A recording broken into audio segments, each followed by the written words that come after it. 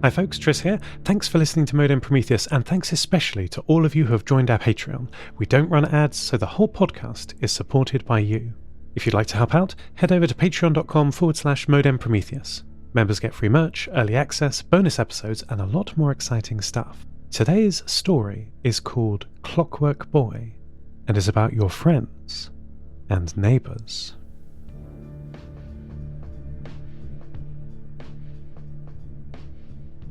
Rachel wakes up one morning to discover her son has become a clockwork boy. Simon looks no different on the outside. He still has her curly hair, his grandfather's dark eyes. He still has the scar on his hand where he came off his bike 2 years ago, a darker slash against his brown skin. But he is different. It's obvious as soon as he comes down for breakfast, sitting at the table, back straight, asking for a bowl of all-bran. She watches him from the corner of her eye as he eats. Not a drop of milk spilled. Every movement of the spoon from bowl to mouth is fluid, precise. Identical quantities of cereal and milk with every motion. His arm moves back and forth, like a metronome. You're not supposed to say anything when your boy, and it is boys, always boys, becomes clockwork. But she can't help it. "How are you feeling this morning?" she asks. She can be oblique, at least. He looks at her, and it's like she can hear the mechanism turn as he moves his head. "I am well," he says. "I will always be well." And he finishes his cereal and gets ready for school without a second's argument. She takes him to the school gates, where he meets his group of friends, Matthew, Benny, Jatinder. She's become friends with their mothers through association. And she has a few minutes, so she joins them where they wait, across the road from the school itself, a moat between them and their children, enough space to show that they trust them. Still close enough to swoop in. "Simon looks nicely turned out today," says Cortado. She is Jatinder's mother, and wears roughly 3 miles of embroidered red silk that Rachel is both insanely jealous of and aware she would look ridiculous in. "Oh yes," says Long Black. "What are you putting in his water? I need to give some to Matthew." There is something a bit different. Now she can see the group of them together. Simon looks crisper. His hair more neat, no slouch in the shoulders. The school uniform does not require a tie, but if it did, it would obviously be tied in a tight double Windsor, not slung around his neck like a lanyard to some conference no one wanted to attend, as it clearly would be on Benny. Benny's mother, Cappuccino, doesn't say anything. She's also staring at the group of boys, and Rachel finds herself thinking, what are you looking like that for? He's my boy. There's nothing wrong with him. The bell rings and the boys head inside. She sees Matthew touch Simon on the shoulder, whisper something in his ear as they go inside. Simon considers whatever was said, nods his head, like he's just heard a convincing socio-economical argument. His body shifts into an exaggerated slouch, like a parody of Benny's walk. The mothers say their goodbyes shortly after. In the car, Rachel's phone beeps, and she finds a message from Long Black. It says, "We should lunch," and is surrounded by cocktail emojis. Simon gets back home shortly after 4. As usual, the boys have walked home together, and from the window Rachel sees him shake hands with Matthew and nod to Jatinder and Benny before coming inside. He changes out of his uniform, leaving it folded neatly ready for the next day, and immediately does his homework. Rachel watches him in the living room, sucking on the top of his pen as he thinks through a maths problem, tongue sticking a little out the side of his mouth as he writes down an equation. She asks Nate that evening if he thinks Simon's okay. It seems weird, given the concern is that he is suddenly diligent and obedient, but it's odd. It's new. She doesn't trust either of those things. "Don't worry about it," Nate says. "It's just a phase. He'll grow out of it, I did." "You were clockwork." I mean, for a while, yeah. Nate doesn't meet her eyes. It was a long time ago. How long? I don't know. Nate sounds non-committal, both like it's incredibly unimportant and also like he'd rather be talking about anything else. 20 years ago? 25? Nate is only 30. It probably wasn't that long. Rachel thinks this, but doesn't say it. She remembers seeing the little clusters of clockwork people back when she was at school. The way their eyes tracked her as she passed them. The silence. The little ticks of their stop-start movement like a jumping spider across paving tiles. How long were you clockwork for? She asks. I don't know. Nate says, again. Couple of months, I guess. Don't really remember. It was a long time ago. A lot of people were clockwork back then. Yeah, I know. It's fine. It doesn't matter. Weren't you ever clockwork? No. Girls don't get it. Some do. They just hide it better. Rachel raises an eyebrow. Really? Nate sees her incredulity. I knew 2 of them. If you're a clockwork boy and your mates aren't, they still accept you. Girls just don't. They get proper vicious. He shrugs. At least that's what they said. There's a pause. The only sound coming from the slow tick of the mantelpiece clock. Rachel tries to think back to her own school days. Any of her friends who started acting mechanical. She doesn't remember anything like that, though she can clearly recall a cluster of clockwork boys stood off to one side, their uniforms crisp and matching, moving together as one, looking at the more dishevelled students with distaste. She imagines Simon's face in that crowd, his lip curling as he looks at her. Where do you think he got it from? I dunno. Could be anywhere. In my day, you really had to have a mate start being a cog. Otherwise you'd never find out it was an option. Now it could come from anywhere. Maybe he found some videos online or something. Or maybe he saw John Barnett on the TV when we've had the news on. That guy's everywhere right now.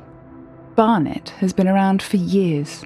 A fringe political voice, long mocked as pushing an agenda no one was interested in, to run the country like a machine. But he has been getting more traction recently. Persistence pays off. Do you think you could ask him? Nate shrugs again. Sure, if it worries you. But he'll grow out of it soon enough. You think he'll be alright? Yeah, definitely. Couple of months and he'll be back to mainline and sugar and being allergic to tidying his room, just like you always wanted.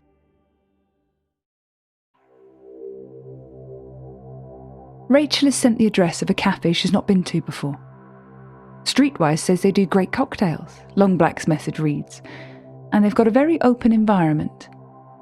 Rachel isn't sure what the last bit means. Streetwise is one of several new AI chatbots, this one trained specifically on the city. Long Black's been raving about it for weeks as a way to find out what's really going on. When she gets to the lunch date, Long Black and Cortado are already there, and a margarita is waiting for her on the table. Is cappuccino coming? She asks. Long Black and Cortado share a look. She's not, how can I put it, tolerant, suggests Cortado. Yes, exactly that, tolerant. She's not very tolerant of what boys like your Simon are going through. Rachel pauses, the margarita halfway to her lips. He's not. I mean, he's fine. It's a phase. Lots of boys do it. Oh, I know. Long Black flashes her a smile like a searchlight. It's natural. And honestly, I shouldn't say this in public, it's just asking to get cancelled, but I was so proud when Matthew finally got his gears. Matthew's clockwork. Long Black blushes, proud. About a month ago. Cortado puts a hand on her shoulder, encouraging. I wouldn't ever have known, to look at him, Rachel says. No, well, he's learned that the world can be cruel when you're being true to yourself, Long Black says, darkly. And Jatinda? Cortado sighs. Not yet, but I'm hoping he will soon. Especially now Simon has as well. I know your boys will be such a good influence on him. It's his father. He's holding him back. Can't have that, says Long Black. You know what they say, broken gears need replacing. And she laughs, like it was a joke. Cortado also laughs, as if it might not be. The waiter comes to take the order. Long Black and Cortado both have avocado toast with an extra poached egg. Rachel realises she hasn't looked at the menu yet and orders the same. And another 3 margaritas, Long Black says, with a grin. This is a celebration after all. So, Rachel finds herself keeping her voice low, though she isn't sure why. Getting your gears. She rolls the idiom around her mouth, trying to work out how she thinks it tastes. Why do people think it's a bad thing? She doesn't mean people here. She means I. Why do I think it's a bad thing? Why am I worried about what my son is becoming? Or has become? Long Black shrugs. It's a curious gesture on her, one shoulder going up and the other down. Then they switch before settling like they're mounted on a seesaw. They just don't like anyone who doesn't follow the herd. Be who society expects you to be. Personally, I think that's what being a kid is all about. And what is the problem with being clockwork? Cortado asks. It means you value order, discipline. Could do with a bit more of it in the world if you ask me. Absolutely, Long Black says. All this is our boys becoming mature adults, unlike the overgrown children in charge today. But it doesn't fit what society expects you to think. No, and that means some people just reject it without thinking. Like Kappa. You know I love Kappa. But a couple of weeks ago she was round at mine, and Matthew came in with his hair brushed and his shirt tucked in, and he was so nice and respectful to her. Called her Mrs. Haverin, offered to make us tea, did a little bow on the way out. I was so proud of him. But I could see her looking after him with this look on her face. And she just asked, is he clockwork? It was like she was asking if he'd been watching porn, just disgusted. What did you say? Rachel asks. Well, what can you say? She was a guest. I didn't want to get into an argument. I won't forget the way she looked at him, though, I can tell you that. The waiter brings their food. Each poached egg, perfect trimmed ovoid, neat and attractive. Long Black slices hers cleanly down the middle, like she is imagining it is Kappa's face, and sighs happily as the yolk pools on her plate. In the Uber home, Rachel sees a billboard with the smiling face of Jonathan Barnett. He stands in the picture suited, arms crossed, the background a subtle suggestion of machinery, cogs like Olympic rings picked out in a slightly different white. Next to him it reads, "A nation that runs like clockwork. No chaos, no waste. Just function." There is the name of a large park in the city centre, and a date.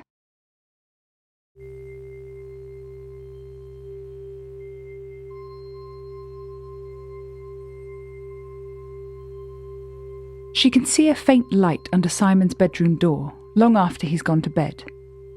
Nate shrugs and says, "Rust never sleeps," when she mentions it. "Do you really not need sleep when you're a cog?" "Nah," he says. "You totally do.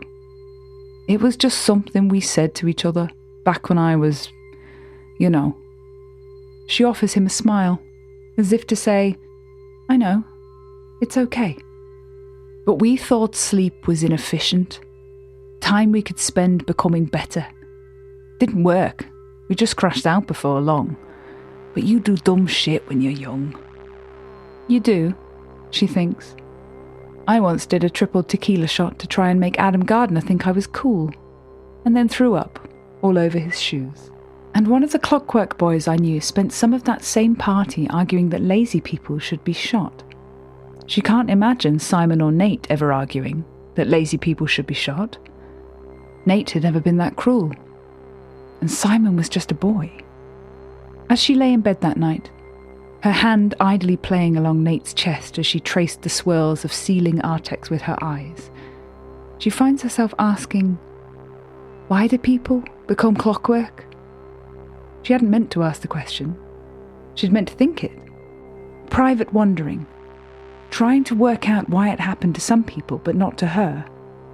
But now it is out in the world, and Nate, not unreasonably as the only other person in the room, thinks it is meant for him. It's just... He pauses, trying to think of the right word. Easy. It's easy. You're at a point in your life where everything's getting complicated. Life, girls. But when you're clockwork, you know what to do. You know how to act. There's rules. It's easy. Mechanical? Yeah, that's the appeal. You're a cog in a machine. You know what you need to do. I found things complicated, Rachel thinks. I still do. Nothing got simpler as I got older. I never got my gears. Why not? I guess everyone deals with things in different ways. Simon wants to go to the rally. He says Jonathan Barnett will be there. He couches it in the language of reason and objectivity, trying to be a good cog. It's an opportunity to learn from his peers, to hear the arguments made as they were meant to be heard, without the lying media's filter. But she can tell he's excited, which is why it breaks her heart a little to say no. I'm sorry, honey, she says. I'm worried it wouldn't be safe. That's not a lie. She's heard on the news there'll be a counter-protest. At Jonathan's last rally in the north, it ended up turning violent.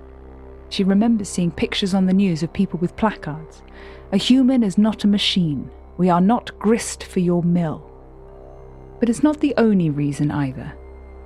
Despite Nate's unconcern, despite Long Black's enthusiasm, she still isn't sure about how she feels about her boy moving in rhythm with that crowd. I understand, he says, then walks straight to his room so she won't see him cry. I'll take him, Nate says that evening. You want to go? No, not really. But he's going to find a way to be there somehow. If I go with him, I can keep an eye on him. You're sure? Yeah. I'll get him out at the first sign of anything kicking off. And if they start talking nonsense on the stage, I can give him a bit of context around it. Help him see what they're not saying. Simon isn't yet so much of a cog that he can suppress the expression of delight when she tells him he can go. For a moment, he is her boy again. He's still your boy, part of her says. She finds it speaking in Long Black's voice. He'll always be your boy, but he's becoming your young man. Was that really all this was? Her boy growing up when she wanted to keep him as a child? That's the danger of being a parent, I guess. Boys grow up to be men. She spends the day of the rally nervous, the news on in the background to listen for the first sign of trouble. You can come, if you like, Nate had said. Tentative, like he was an 18-year-old asking her out on a first date. Make it a family thing. No, that's okay, she'd said. You'll be fine, and I've got stuff to get done here. And she did have stuff to do. She'd meant that. But none of her housework gets finished. The laundry remains in its bin. The surface remains cluttered and the dishwasher remains unstacked. She keeps looking at the mantelpiece clock as it slices seconds from the day, steady as a dripping tap. She wills it to move faster and bring her boys home, but Clockwork pays no attention to your needs. It just moves, uniform, dependable, invariable. She asks streetwise what's going on at the rally. It thinks for a minute and then says, "Looks like everything's going well. No more than the expected level of police reports, and GPS data doesn't suggest any problems with people entering or leaving the area. If you know people there, chances are they're A-OK." When the news interviews one of the counter-protesters who makes the word cog sound like a slur, she feels a wave of fury roll through her, as if that bitch with her bangles and pink hair ever contributed anything worthwhile to the world. Probably thinks people are only ever out of work because they can't align their chakras.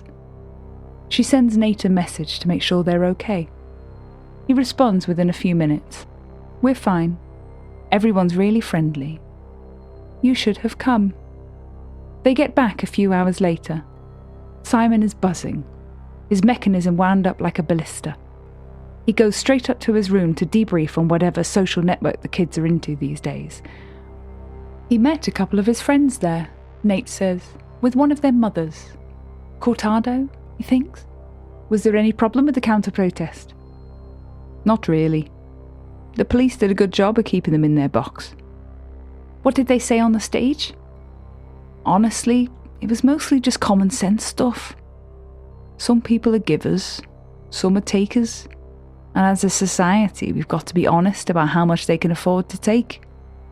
God knows it'll get spun like they're calling for everyone unemployed to be shot. You can't deny the basic point. We can spend some money on people who aren't contributing, but it can't be too much, you know. That makes sense. Nate picks up the cup of tea she made him with a smooth, mechanical motion.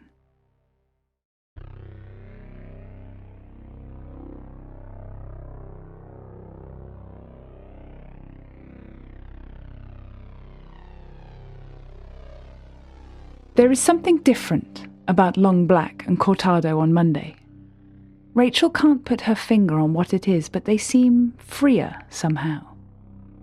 There's an air of confidence hanging over them, even though they look no different. Long Black in her chic grey turtleneck, Cortado in a glittering green sari.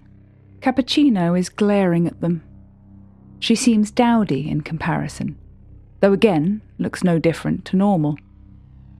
"I can't believe you're defending him," she says. "He said the unproductive should go in the garbage." "It's a figure of speech," Long Black sighs, "as you well know."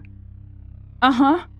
What I know is that if someone trying to get power says they're going to do something when they get there, you should believe them." Rachel joins the group quietly, trying not to interrupt.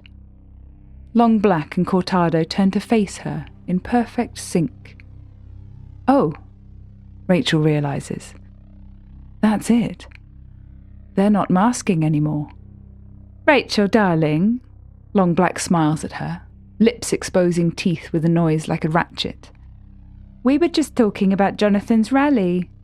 Kappa had this mad idea that he's advocating for forced labour camps." "He literally said he'd set up labour camps," Cappuccino says, flatly. "But not forced ones," says Cortado. "A place where people who are currently being a burden to society can be productive. Without getting paid." "You think they're getting paid to play video games or watch TV?" Long Black says. "Well, actually, I guess they are. And we're all paying for them. If I'm paying for something, I'd like to get something out of it." "And what about when he's talking about you and yours?" Cappuccino asks. "Long, your dad's in a nursing home.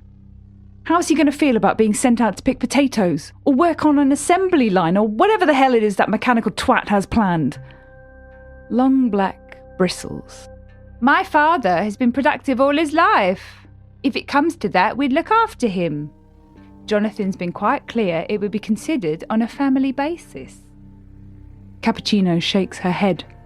"This is ridiculous." Cortado sniffs. Quite. Cappuccino strides off, and Rachel looks after her. She feels like she should have said something. Across the road, the boys are all standing in the school gateway. Simon, Matthew and Jatinda stand like palace guards. Benny slouches, a bit off to one side, as if he's not really part of the conversation. Rachel locks eyes with him, briefly, before the bell rings and the other 3 boys march inside, and he hurries to catch up. Cortado follows her gaze. "That child is a bad influence," she says. "The sooner they cut him off, the better." She doesn't have to wait long. When Simon arrives home that day, Rachel sees only Matthew and Jatinda at the end of the drive. "Where's Benny?" she asks. Simon replies, "He was slowing us down." "Isn't he your friend?" Simon looks at her, curiously, like he understands the words but not the sentence. "I guess he was." That night, after Nate has wound down for the evening, she lays in bed listening to the click of his gears and scrolling through YouTube. She finds a video called Cog Life, Living in a Clockwork Family, and presses play. She should have seen the phone call coming, really. It was inevitable as a gear chain, events tightening up like a mainspring.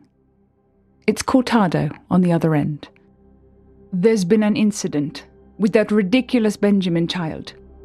There was an argument. He used a slur. Naturally, the boys didn't take well to it.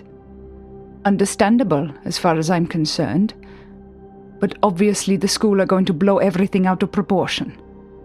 It's always the cogs who get the blame when people need a villain." "Okay," Rachel says. "Thanks for letting me know." She puts a pot of coffee on and waits for it to brew. She pours a cup, black as oil, and lets it sit in front of her as it cools off. She cues up a video from a new influencer she's found, about setting the rhythm of the house so it flows like a machine. She is halfway through the video, and the coffee, when the doorbell rings. And again, and again, and again. She opens the door to find Cappuccino there. Her eyes are red, her face a bit puffy. She's been crying, clearly, but the tears have since evaporated from rage. "They broke his arm," she says. Rachel stares at her, without moving. "They said metal doesn't break, and they held his arm out and jumped on it." Rachel keeps staring. "Rachel! Mocker! I know you're not one of them yet. You can help Simon out of this." Rachel says nothing and shuts the door. She returns to the sofa with her half cup of coffee, and she does not know if the sound she can hear is the mantelpiece clock or the ticking of her own heart. Modem Prometheus is written by Neil Murton. The voice of the city is Gina Sneesby, with music and production by me, Tris Oaten. For free merch, bonus episodes and behind-the-scenes content, support us at patreon.com/Modem Prometheus. If you're not ready for that kind of commitment, please rate and review us on iTunes, Spotify, or wherever you're listening to this right now. Our next story is due on the concrete moon. Be vigilant. Rust never sleeps.